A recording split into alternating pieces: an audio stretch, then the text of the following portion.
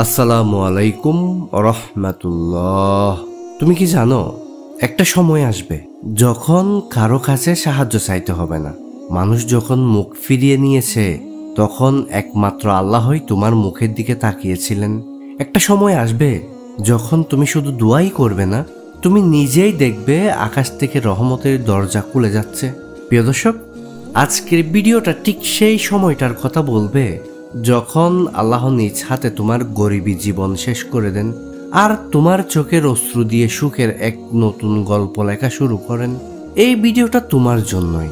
যদি তুমি বারবার হেরে গিয়ে থাকো, তবুও আজ নামাজে দাঁড়াও, দোয়া করো, তবে শুনো, সুখের সময় যখন আসে সেটা কাঁদতে কাঁদতে আসে। আর তুমি এখন ঠিক সেই মঞ্চেই দাঁড়িয়ে আছো যেখানে আল্লাহ কারো তাকদির বদলে দেন। গরিবীর অন্ধকারে ডুবে থাকা জীবন, ধরে নাও তার নাম ফাহিম। তুমি চাইলেও তাকে ভুলতে পারবে না, কারণ সে আমাদের মতো না। ছোটবেলায় বাবাকে হারিয়েছে, একটা ঘরের ছোট্ট কোনায় মা আর নিজেকে নিয়ে বেড়ে উঠেছে। ঘরের ছাদ দিয়ে বৃষ্টি পড়লে পানি পড়ে, শীতের সময় মায়ের গায়ে লেগে কাঁপতে কাঁপতে বলতো, মা, আল্লাহ কি কখনো আমাদেরকে হাসাবেন না? আমাদের দুঃখ কষ্ট কি দূর করবেন না? প্রিয় দর্শক, শুধু দারিদ্র না, অপমানও তার সঙ্গী ছিল। স্কুলে বাকি ফি জমা থাকায় ফাহিমকে বারবার স্কুল থেকে বের করে দিত। বন্ধুরা দূরে সরে যেত। পাড়ার মানুষ বলতো, এই ছেলেটা কিছুই করতে পারবে না, শুধু মসজিদে যায়, দোয়া করে, কিছুই হবে না। কিন্তু রাতগুলা ছিল ফাহিমের যুদ্ধের সময়। যখন সবাই ঘুমিয়ে যেত, সে একা একা উঠে তাহাজ্জুদের নামাজ পড়ত।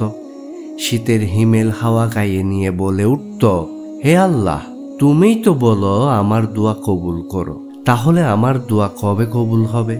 আর তার মা এক রাতে চোখের পানি মুছতে মুছতে বলেন, তুই তো রোজ কাঁদিস, নামাজও পড়িস, কোরআনও পড়িস, আল্লাহ কি সত্যি শুনেন তোর দোয়া? এই প্রশ্নটাই যেন ছুরি চালানো হলো ফাহিমের মনে। সে চুপ করে রইল, কিন্তু ভেতরে ভেতরে ভেঙে গেল। তবুও সে কাঁদল সেই রাতেও। আর কেউ জানতো না এই কান্নাই ছিল তার তাকদির বদলের শুরু। প্রিয় দর্শক, একদিন হঠাৎ দরজায় কড়া নাড়ে এক প্রতিবেশী। তার হাতে একটা চায়ের কাপ আর মুখে একটা প্রশ্ন, তোমার ছেলে তো ভালো কোরআন পড়ে, তাই না? একটা অনলাইন ইসলামিক কোর্সে ট্রান্সলেটরের দরকার। ফাহিম কি আগ্রহী? মা একটু থমকে যান। এতদিন যাকে সবাই ব্যর্থ বলেছে, তাকেই কি কেউ কাজে ডাকছে? ফাহিম রাজি হয়। শুরুতে খুব ছোট পারিশ্রমিক, তবুও সে রাজি হয়। সে কাজই ধীরে ধীরে তার জীবনের দিক পরিবর্তন করে দেয়।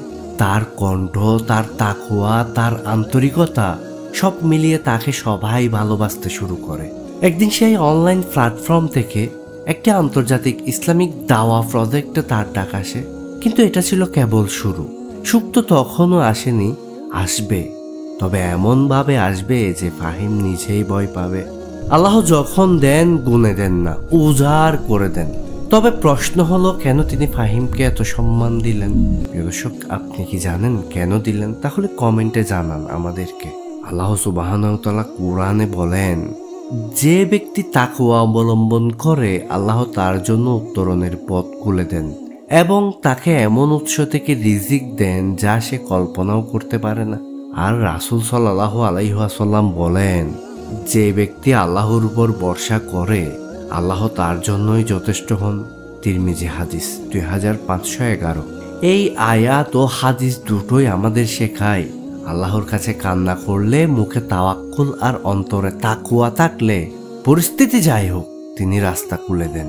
ফাহিমের মতো কেউ যদি দুয়ার মাধ্যমে দরজা খুলে, তাহলে যে কেউ পাবে, তুমি, আমি, আমরা সবাই। দর্শক, আমরা কি দোয়া করি আল্লাহর কাছে?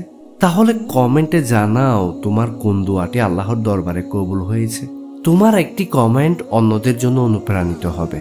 আজকাল অনেকে ভাবে, আল্লাহ আমাকে ভালোবাসেন তো আমি রোলেক্স ঘড়ি পরে হাঁটতাম। হাই রে ভাই, যদি জানতে রোলেক্সের চেয়েও দামি হচ্ছে রাত 3টার কান্না, কারণ ওই সময়ের দোয়া সরাসরি আরশে উঠে যায়।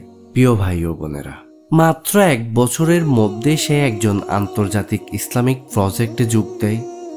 অনুবাদের কাজ থেকে শুরু করে তাকে কন্টেন্ট অ্যাডভাইজারের পর্যন্ত বানানো হয়। তার সাবলীল আরবি, তার নরম স্বভাব আর দিনদার মনোভাব সব মিলিয়ে ফাহিম এখন সম্মানিত, পরিচিত আর আল্লাহর নিয়ামতে ভরপুর। সে একদিন মাকে নিয়ে নতুন ফ্ল্যাটে ওঠে। মাকে জিজ্ঞেস করে, মা, মনে আছে তুমি বলেছিলে আল্লাহ কি তোমার দোয়া শুনবেন? মা হেসে কেঁদে ওঠে, কারণ সে জানে আল্লাহ শুধু শুনেননি, বরং রিজিকের দরজাও খুলে দিয়েছেন। সুবহানাল্লাহ। এরপর একদিন ফাহিম মাকে নিয়ে হজে যায়। তাওয়াফের সময় সে শুধু বলে, হে আল্লাহ, তোমার ওয়াদা সত্য আর তুমিই শ্রেষ্ঠ পরিকল্পনাকারী। অনেকেই ফাহিমকে জিজ্ঞেস করে, ভাই, এত দ্রুত এত কিছু হলো কিভাবে? সে শুধু একটা কথাই বলে, যখন রাত গভীর হতো আর সবাই ঘুমিয়ে পড়তো, আমি তখন কান্না করতাম। আল্লাহ শুনতেন আর তিনি সবকিছু বদলে দিয়েছেন। প্রিয় ভাই ও বোন, তুমি যদি এখনো বেকার হও, মানুষের তুচ্ছতাচ্ছিল্যের শিকার হও, পরিবারে অভাবে বড় হও, আর মনে করো কেউ তোমাকে বুঝে না, তাহলে শুনো, তুমি এখনো এই জায়গায় দাঁড়িয়ে আছো যেখান থেকে আল্লাহ জীবন বদলে দেন। তুমি এখন শুধু কান্না করো, কাল হয়তো তোমার নাম উচ্চারিত হবে দেশের গণ্ডি পেরিয়ে। কেউ জানবে না কিভাবে তুমি এত দূর গেলে, তবে তুমি জানবে আমি দোয়া করতাম আর আমার রব শুনতেন। প্রিয় দর্শক, আল্লাহ তোমার চোখের পানি গোনেন, আল্লাহ তোমার না বলা দোয়া শুনেন। তুমি শুধু এখন নিজের ঈমান আর ধৈর্য ঠিক রাখো, কারণ তোমার গরিবী জীবন শেষ হবে, এবার সুখের সময় আসছে। আল্লাহ যখন কাউকে ভালোবাসেন তাকে কাঁদান, তারপর এমন ভাবে হাসান যে হাসি দেখে মানুষ বলে, এ তো অলৌকিক কিছু। সেই অলৌকিক সময় এখন তোমার কাছে আসছে, তুমি তৈরি হও। প্রিয় দর্শক, ভিডিওটি যদি তোমার ভালো লেগে থাকে অবশ্যই চ্যানেলটি সাবস্ক্রাইব করবে এবং তোমার প্রিয়জনদের সাথে ভিডিওটি শেয়ার করে দিবে।